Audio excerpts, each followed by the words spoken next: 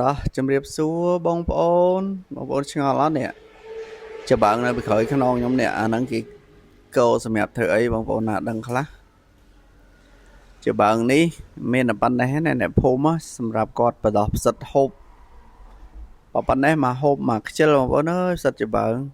អាជើងក្រោមវាលយអញ្ចឹងទៅវាដោះផ្សិតដោះអីមក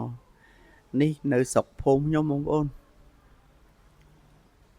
នៅតាមផ្លូវមានបលាផ្ទីនោះទិញម៉ងយ៉ាត់ច្រឡំចំមនុស្សចាំស្រូវអាហ្នឹងជីយប់អីខ្លាចដែរណាឃើញឈរដូចមនុស្សអញ្ចឹងការពិតមែនទេបងប្អូនអើយទិញម៉ង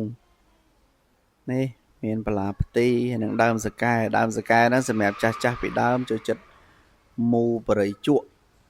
ពីដើមដែលមានបរិយបងប្អូនណាមានដើមសកែហ្នឹងឯងមូអញ្ចឹងបងប្អូននេះនៅស្រុកខ្ញុំនៅខេត្តកំពង់ចាម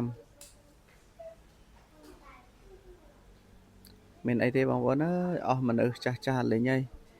4 5ផ្ទះអត់មានមនុស្សនៅហង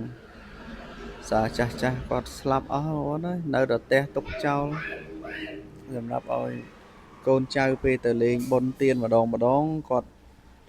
ទៅបោះសារៈទៅបងប្អូន